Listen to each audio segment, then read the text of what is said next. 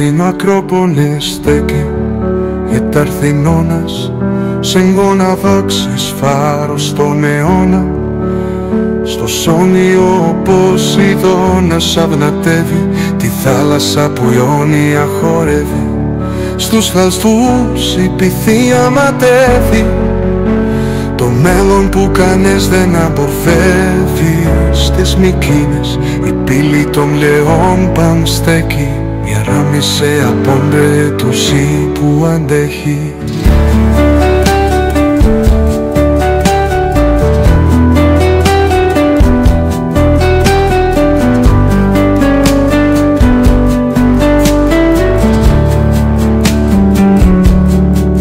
Στη Δήλω ο ναούς του Απόλλωνα λέμπει με φως που τύψει μας σαν απλάθη.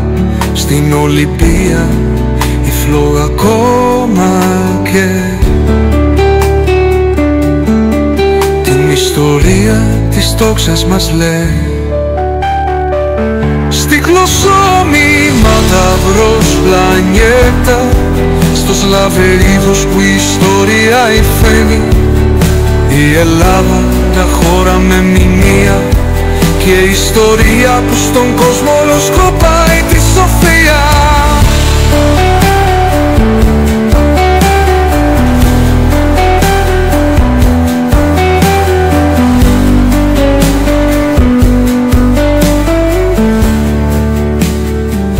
Στη Κλωσόμη Μανταυρός πλανήτα. Τι έχουμε φτιάξει εδώ? Φτιάξαμε ένα πάρκο με πολλά αρχαιολινικά στοιχεία. Γιατί φέτος μάθαμε πολλά πράγματα για την αρχαία Ελλάδα. Σκοπός μας ήταν να φτιάξουμε ένα πάρκο φύλακα που να προστατεύει οποιοδήποτε ενημείο. Ώστε να μην τα μουτζουράνουν, να μην τα καταστρέφουν και να μην τα βρωμίζουν. Πάρα πολύ ωραία. Και στην είσοδο του πάρκου τι βάλαμε? Δύο σφήνιες για να προστατεύουν το πάρκο. Πολύ ωραία. Και για να μπει κανείς στο πάρκο τι πρέπει να κάνει? Σκανάρει το QR code. Για να σκανάρουμε λοιπόν το QR code για μισό λεπτό. Για πάρε να σκανάρεις.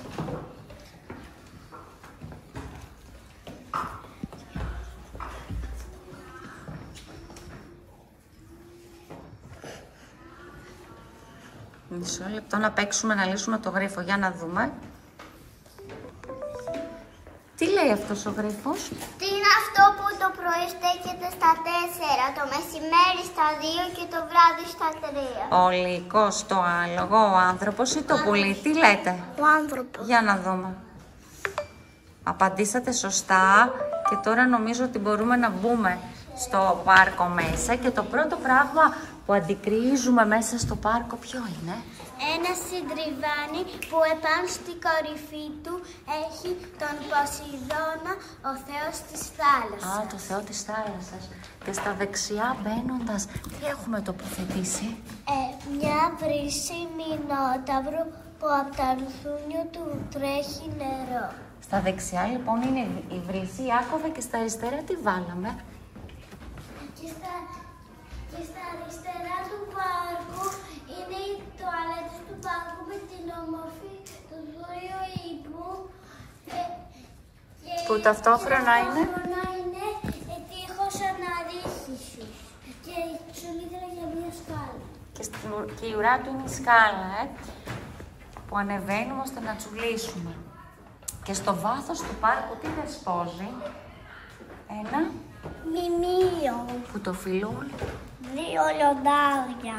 Α, το φιλούν 2 λιοντάρια. Και στα λιοντάρια τι έχουμε τοποθετήσει? Βάζες, φως και αισθητήρες απόσταση. Και όλα αυτά που τα έχουμε συνδέσει? Το Arduino. Όλα αυτά τα καλό δεν είναι συνδεδεμένα στο Arduino. Γιατί τι γίνεται όταν κάποιος περάσει το όριο των λιονταριών και πλησιάζει το χώρο του μνημείου, τι γίνεται? Για να δούμε. Α, τι γίνεται Γιώργο, για πες μας. Χτυπάνε τα μπάζερς και ανέβει το φως. Χτυπούν τα μπάζερς, ανάβει το φως και ταυτόχρονα το ρομπότ φύλακας. Λουκά, τι κάνει το ρομπότ φύλακας?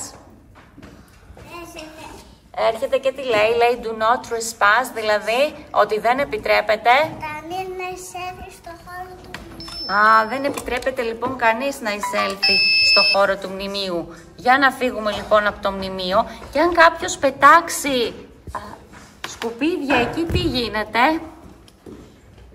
Για να δούμε. Μα τι γίνεται, Θανασία, πάρ' το σκουπίδι, πέτα το ξανά να δούμε τι γίνεται.